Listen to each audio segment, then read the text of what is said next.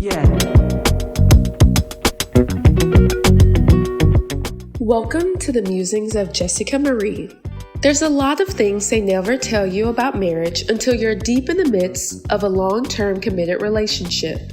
Things like disagreements, finances, kids, pets, and even daily struggles can become landmines if there's not a solid foundation and a mutual understanding. It's important that two people are working towards the same goals as a team and not detracting from the overall good of the family. Gender roles, respect, and proper communication tend to go a long way to keep things running smoothly in the marriage. I think it's important to always remember it's you and your partner against the world, not you and your partner against each other. Of course, when emotions are running high, that's easier said than done sometimes.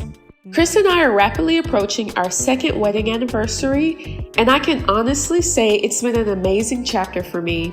I take pride in creating a beautiful home with my husband and my 2 dogs by cooking, cleaning, and learning new ways to support everyone. Sometimes it's not about the big gestures for special occasions, but the daily routine tasks that make all the difference. We have a bi-weekly cleaning schedule to refresh the house on Sundays and Wednesdays so everything stays fresh and smelling clean. Since I work from home on Wednesdays, I like to knock out everything before Chris gets home since I know he's been working all day and doesn't like coming home to a messy house. While he's never said it, I think it's respectful and the least that I can do to ensure he's able to relax after a long day's work. It also makes me happy just to see him happy. Just like you have to onboard and ramp up for a job, you have to do the same for a relationship. Understanding a person's mindset, personality, and what they want out of a relationship is the first and most vital part of getting to know a person.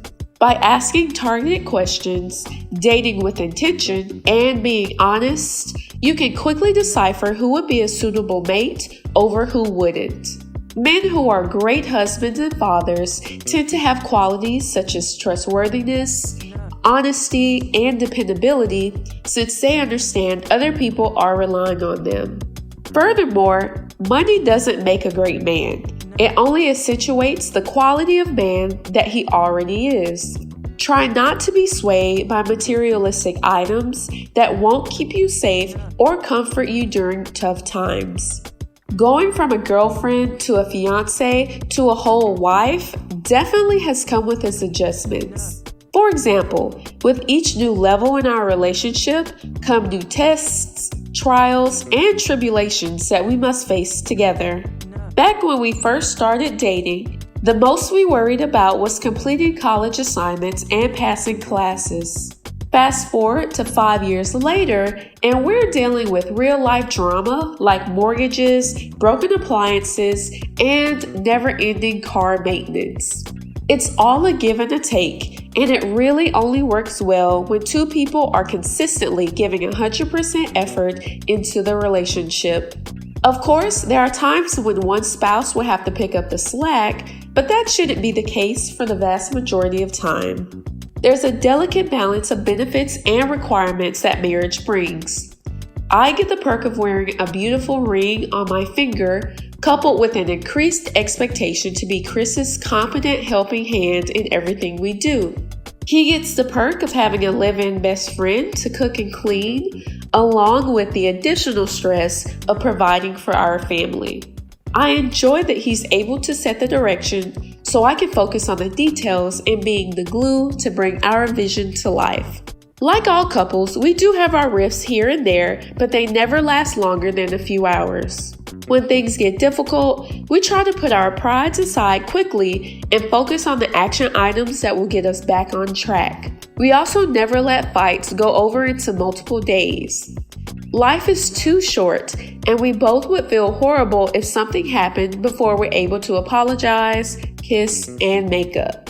Right when we got married, I made a point to ask Chris weekly for his feedback on how I was adjusting to my new role of wife.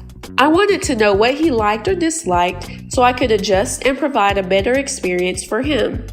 Even though social media and popular society preach happy wife, happy life, we adopt a happy spouse, happy house mentality. A relationship, especially a marriage, doesn't work if one spouse is constantly sacrificing to appease the other without getting that same level of dedication reciprocated.